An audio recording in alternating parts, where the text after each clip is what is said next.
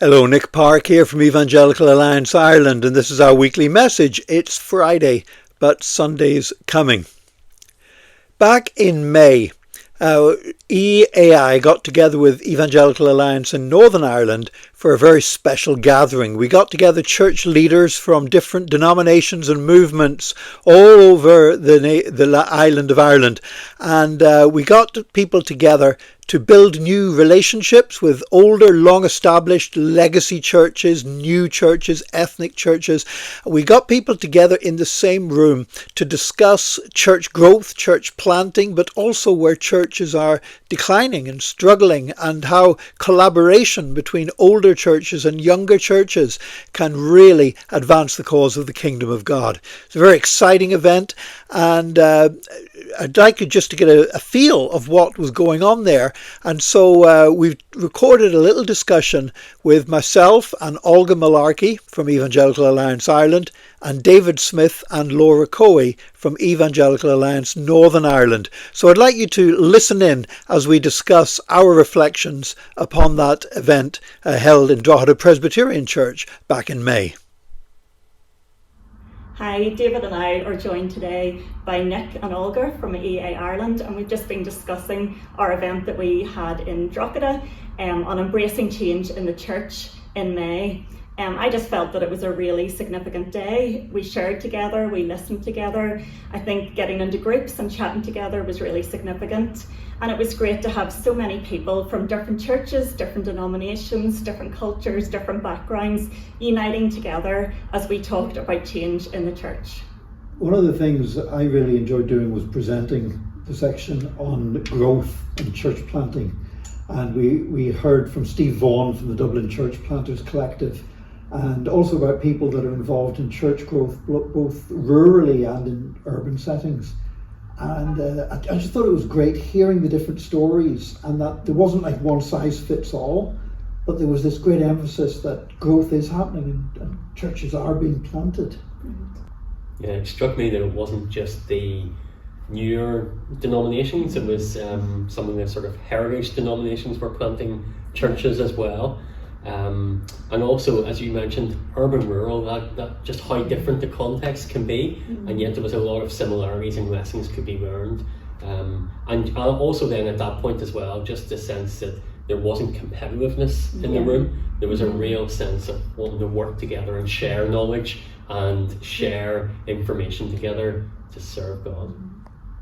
I feel like there was such a sense of just a kingdom orientation in the room and in the conversation.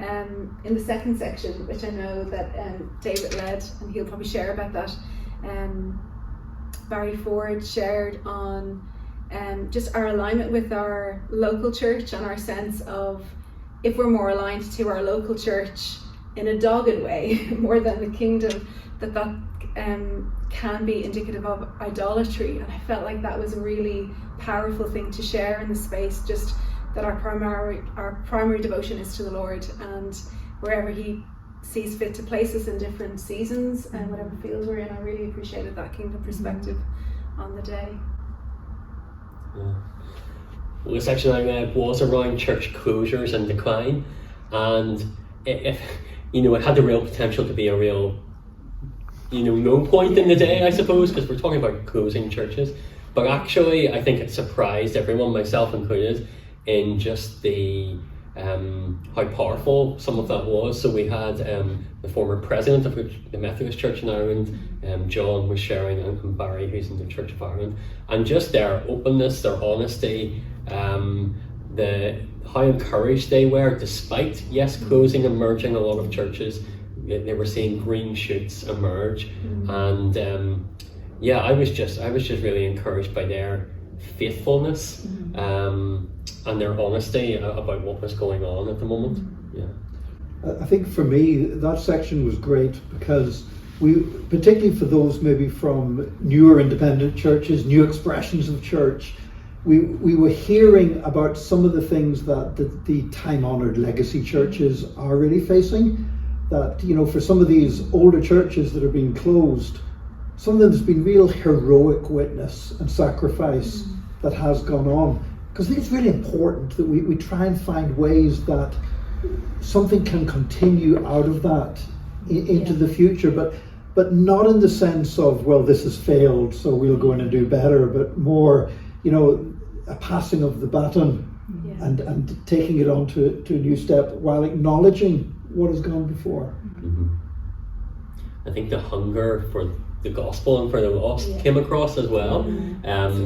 In churches which maybe some people, some denominations or some traditions may think, oh, those churches over there are they're on decline, they're on the way out almost, but actually just to hear the hunger, the desire to see people won for the Lord, I think just came across, and a few people in the day just commented to me that they were really encouraged to hear these established churches just with that passion.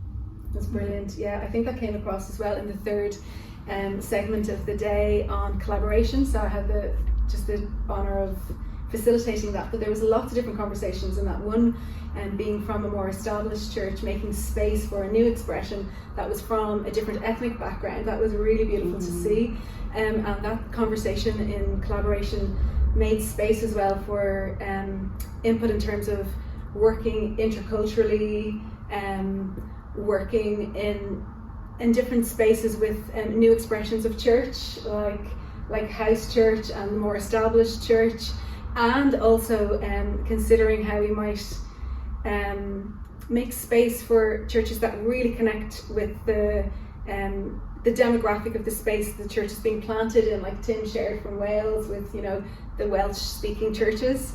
There was a lot of stirring of passions and ideas in the collaboration section. It's great. I think a lot of the feedback too, so many people talking about collaborating together and how significant that was. I just felt too at the end when we were worshipping together, like so many different expressions and different people all worshipping together was just really special. I just left feeling really hopeful and really blessed. I think we've all reflected this felt like an EA moment, and it's not about us, but we exist to serve the church and to see Pentecostals and Baptists and Presbyterians and Church of Ireland and Vineyard and New Expressions all together, different cultures and backgrounds, as you've said, Laura. It felt like that's what we exist to do, to serve the church, and to do it north and south. It's just been such a great partnership, and I don't think it's the last. I don't think it is, because obviously a lot of the church movements in Ireland are organised on an all-island basis. So if this had just been EA in the north or EA Ireland doing it, it wouldn't have been the same event. We wouldn't have had that richness and that basically the buy-in from different groups that we did. I know one big takeaway for me was the whole lack of desire to impress. That nobody was boasting about how great their church was or how wonderful their movement was, but everyone was being quite vulnerable in sharing what things that they're struggling with and the challenges they're facing, and just beginning to hear what other people are facing and learning to understand their position that little bit better. The picture of the church across the island, I think, was made clearer for me on the day. And maybe again within EA we get to see and hear bits of that, but I think the reflections and the feedback from many people was that they are busy in their own congregation, their own denomination, and they don't often hear some of the challenges or the opportunities or the encouragements across the wider church. So for me that was just a real win in the day as well. So I think we're all left with a conviction that this was not just a one-off event, but was the beginning of something. So we want to do more of this, and that could develop in different ways. I mean, I think there were a couple of little things that maybe came up that we said, you know what, it's worth digging a little bit deeper there, and let's just see if we could, get into that issue a little bit more and unpack it a little bit more. But I think definitely we are agreed that there needs to be at least an annual basis, getting us all together again and repeating this experience. Very much so. That's great. We're better together. Yes. And so, we both have newsletters that go out to you, and if you want to stay up to date with our plans for future and how we're going to collaborate as churches, as Evangelical Alliances across the island, stay tuned, sign up to newsletters, and keep an eye on our social media.